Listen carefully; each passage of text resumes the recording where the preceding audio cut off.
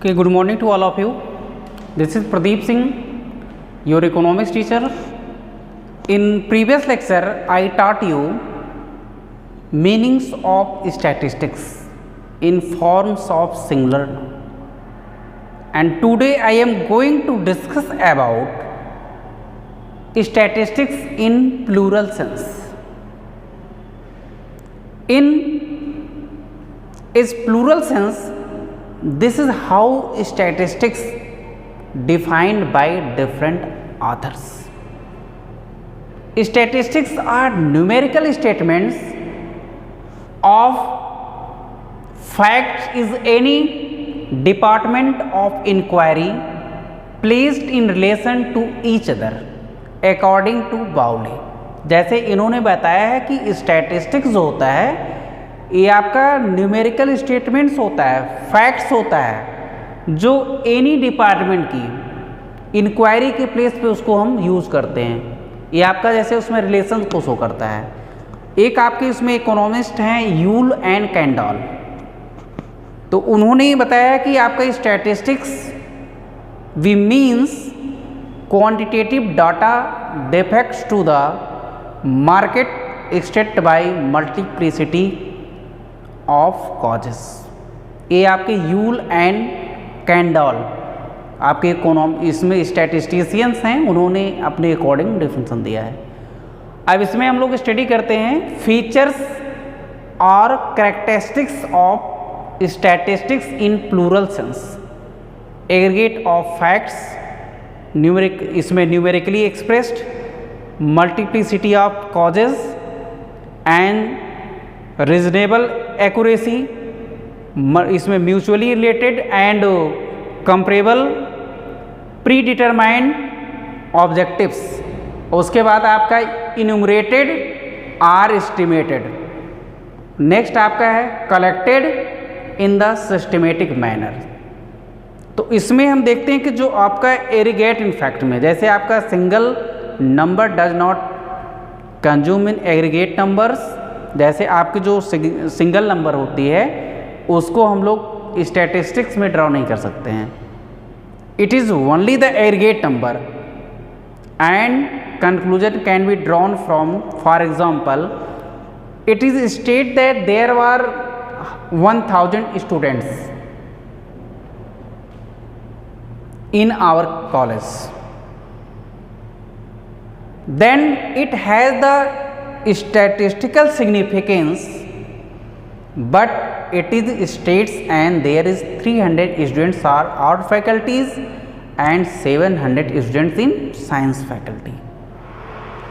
अब इसमें हम देखते हैं टोटल आपका एक्सपोर्ट्स कितना होता है। जैसे इसमें आपका सपोज दैट 120 करोड़ एक्सपोर्ट्स करना है, तो इसमें हमको जो है अब उसमें देखेंगे आपका values of total exports from the India is 14,41,420 crore and aggregates facts will be turn in statistics. It can therefore conducted all the statistics expressed in numbers in all the numbers are not statistics. इस तरह से हम लोग statistics को represent करेंगे। और उसमें हम अगर न्यूमेरिकली एक्सप्रेस्ड के अकॉर्डिंग देखते हैं तो आपका जो स्टैटिस्टिक्स होता है express in terms of number, qualitative aspects like as small और बिग। जैसे आपका क्वालिटेटिव एस्पेक्ट्स में हम लोग एक्सप्रेस करेंगे तो उसमें स्मॉल हो सकता है या बिग हो सकता है, रिच हो सकता है, पुअर हो सकता है, सो एक्सेट्रा आर नॉट स्टैटिस्टिक्स। ये आपका जो टाइप्स होते हैं दैट इज़ नॉट स्टैटिस्टिक्स। अब इसमें आपका फॉर लाइक जैसे इसमें आपका है Irfan Pathan is a tall, Sachin is a short, इसको हम एग्जांपल ले सकते हैं। जैसे कोई पर्सन उसको हम टॉल दिखाते हैं, किसी को हम शॉर्ट दिखाते हैं, तो इसमें आपका जो न्यूमेरिकल जैसे इस तो आपका कंपैरिजन आपने दिखाया है। अब इसमें आपका numerical will be called the statistics. अगर उसमें कई पर्सन को आपने दिखाया है तो उसको आपका न्यूमेरिकली इसको एक्सप्रेस करेंगे, दैट इज स्टैटिस्टिक्स। और इसमें आपका मल्टीप्लिसिटी ऑफ कॉजेज अगर देखेंगे कि मल्टीप्लिसिटी ऑफ कॉजेज के according statistics not affected any single factors. Statistics जो होता है किसी एक सिंगल फैक्टर्स को इफेक्टिव नहीं करता है, और उसमें आपका जो it is effect to influence यार you can say by many factors had they been affected by own factors and alone by the removing factors would lose all their कह सकते हैं जैसे loss there the significance and like 30% of price in prices may have been several causes. तो आप multiplicity को different type से इसमें, जैसे इसमें आपका वेजेस के रूप में या राइस, एंड इसमें जैसे shortage of power, rise in wages and rise in taxes, तो उसके अकॉर्डिंग हम लोग जैसे इसमें रिडक्शन आपका सप्लाई का रिडक्शन होगा तो उस कंडीशन में इंक्रीज़ होगी। जैसे आपका जब सप्लाई का रिडक्शन होगा तो आपकी डिमांड इंक्रीज़ होगी, डिमांड इंक्रीज़ होगी, शॉर्टेज होगा तो उस कंडीशन में आपके जो टैक्सेस होंगे राइज होंगे। इस तरह से हम इसको रिप्रेजेंट कर सकते हैं।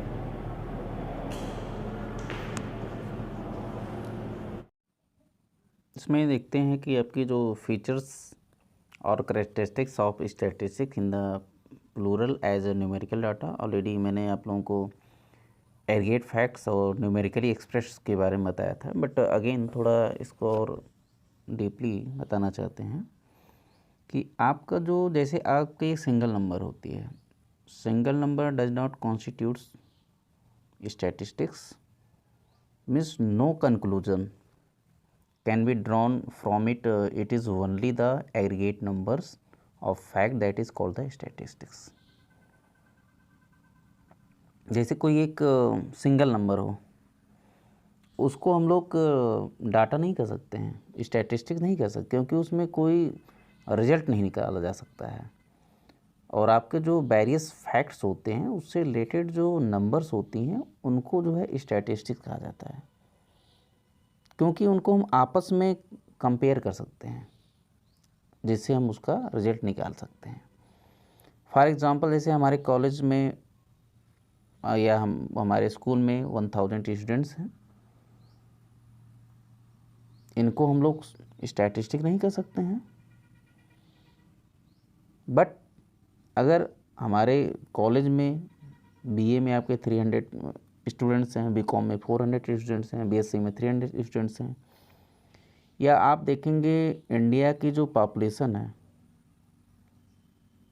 ये आपका 121 करोड़ है, तो इसमें आप देखते हैं कि इंडिया में जो एक्सपोर्ट होता है 14,41,420 crore, then these aggregate of facts will be termed as statistic। इसको हम स्टैटिस्टिक कह सकते हैं, इसको हम स्टैटिस्टिक कहेंगे, but all statistics is expressed in number, but all numbers are not statistics. जैसे ऑल स्टैटिस्टिक्स होता है उसको हम expressed in number, but all numbers are not statistics. जैसे हम उसको नंबर में एक्सप्रेस कर सकते हैं, बट वो नंबर जो है स्टैटिस्टिक्स नहीं हो सकता है। आपका इसमें जो सिंगल फिगर होता है, single figure of course can be called statistics when it is represented as an average और as a sum of various observations. जैसे फॉर एग्जांपल अगर मार्क्स लेते हैं 70 in a class will be called the statistics. जैसे average marks की बात करेंगे तो आपका स्टैटिस्टिक्स होगा, बट ओनली सिंगल मार्क्स की बात करेंगे वो दैट इज़ नॉट स्टैटिस्टिक्स, वो आपका स्टैटिस्टिक्स नहीं होगा। और इस तरह आपका जो नेक्स्ट है, इसमें न्यूमेरिकली फैक्ट्स जो होते हैं उनको अगर हम एक्सप्रेस करें तो statistics are expressed in terms of numbers, qualitative aspects like small और बिग, रिच एंड पुअर।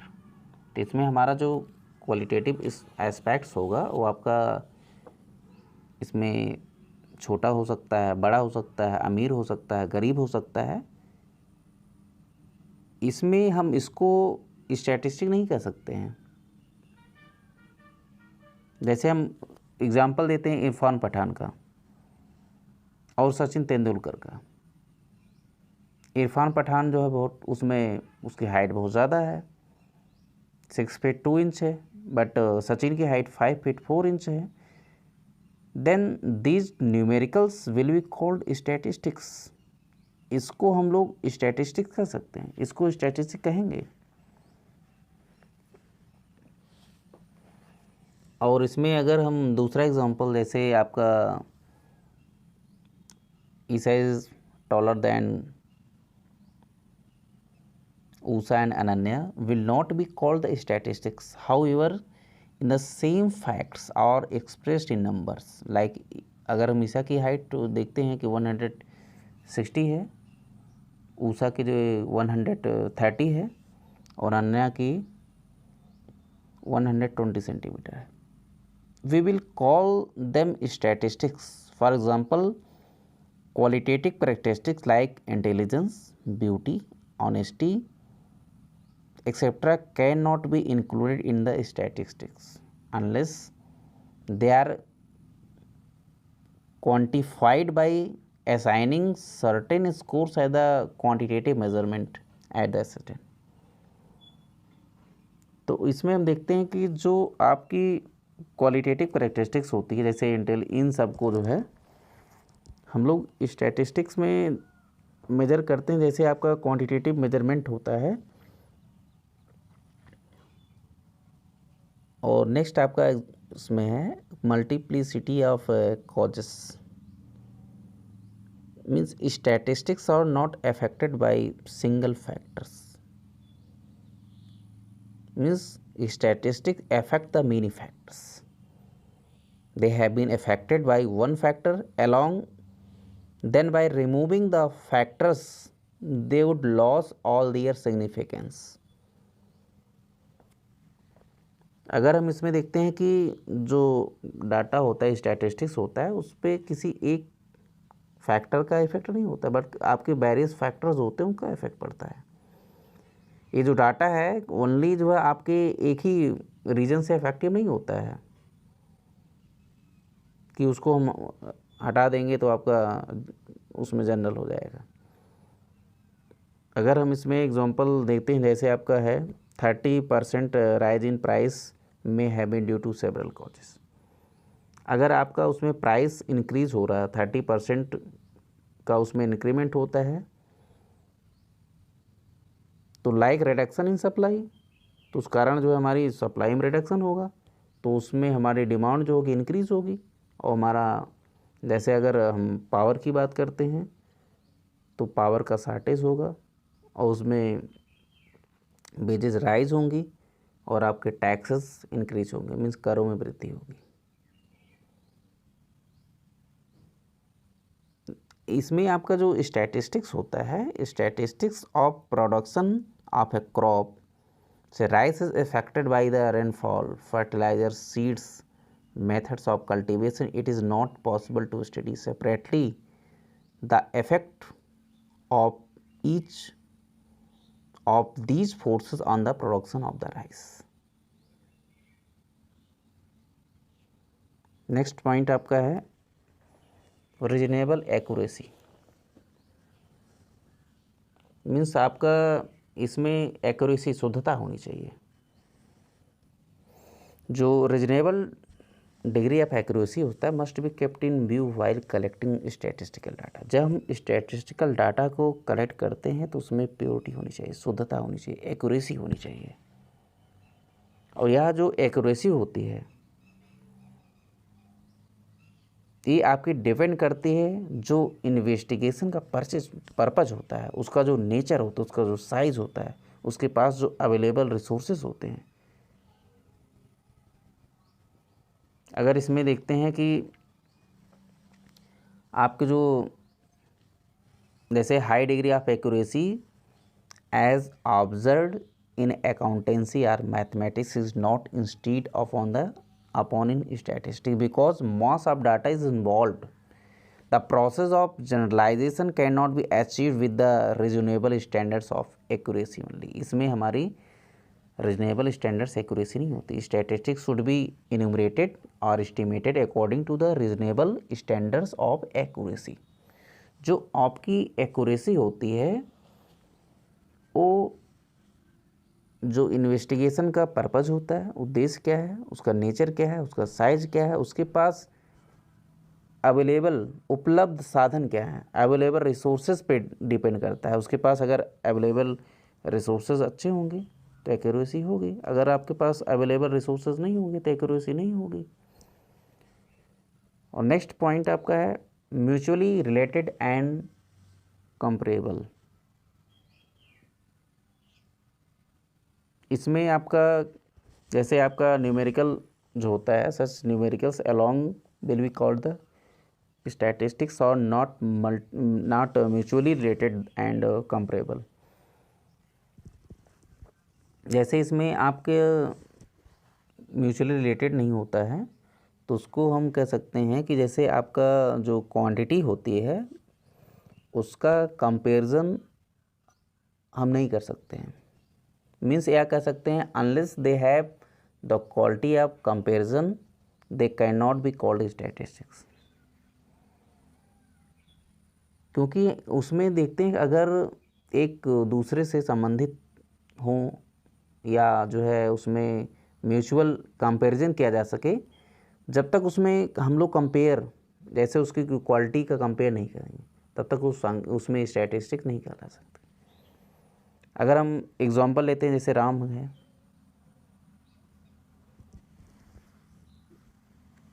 तो उसमें आपका 40 ईयर्स ओल्ड है, मोहन इज़ 5 फीट टॉल है, सो 160 kg वेट है, then these numbers will not be called statistic, क्योंकि उसमें राम की एज की बात हो रही है, मोहन की हाइट की बात हो रही है और सोहन के वेट की बात हो रही है।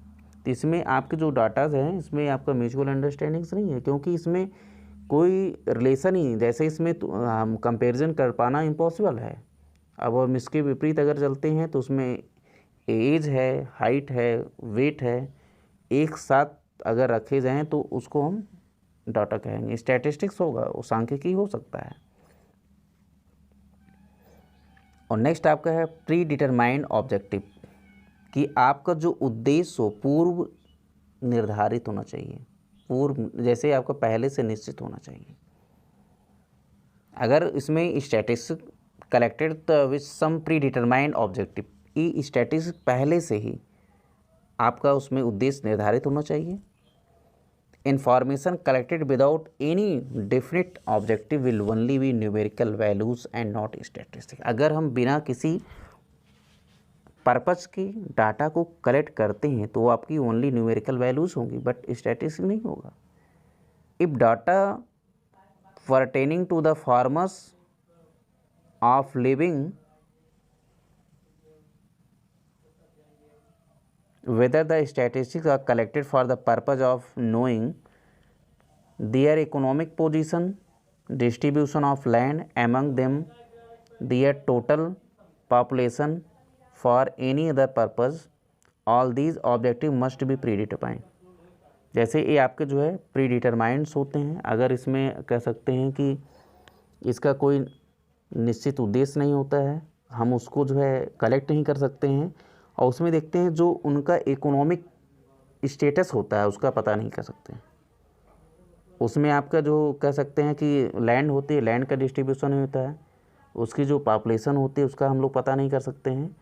और आपके बैरियस जैसे इसमें आप देखते हैं कि अगर प्री डिटरमाइंड ऑब्जेक्टिव नहीं होता है तो हम उसको जो है जैसे जो हमारा पर्पज़ होता है उसमें जो हम फाइंड करना चाहते हैं उसको हम फाइंड नहीं कर सकते हैं।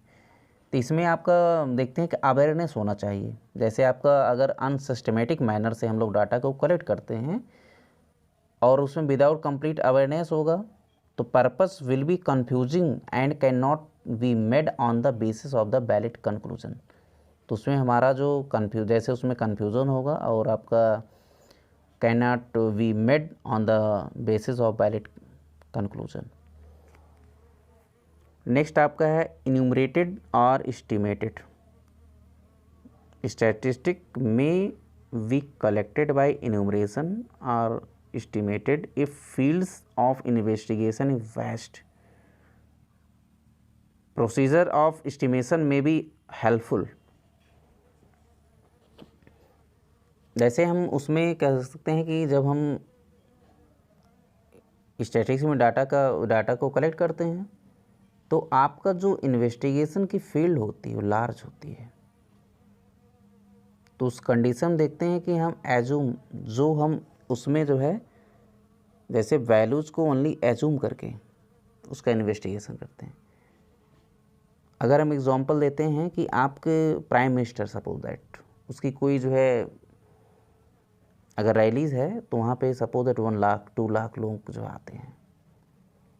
अब हमें जो डाटा का कलेक्शन करना है, जैसे आपका these statistics are based on the estimation as against if the field of inquiry is limited, जैसे उसकी जो फील्ड होगी वो आपकी लिमिटेड होगी, as against it if the field of inquiry is limited the enumeration method is appropriate.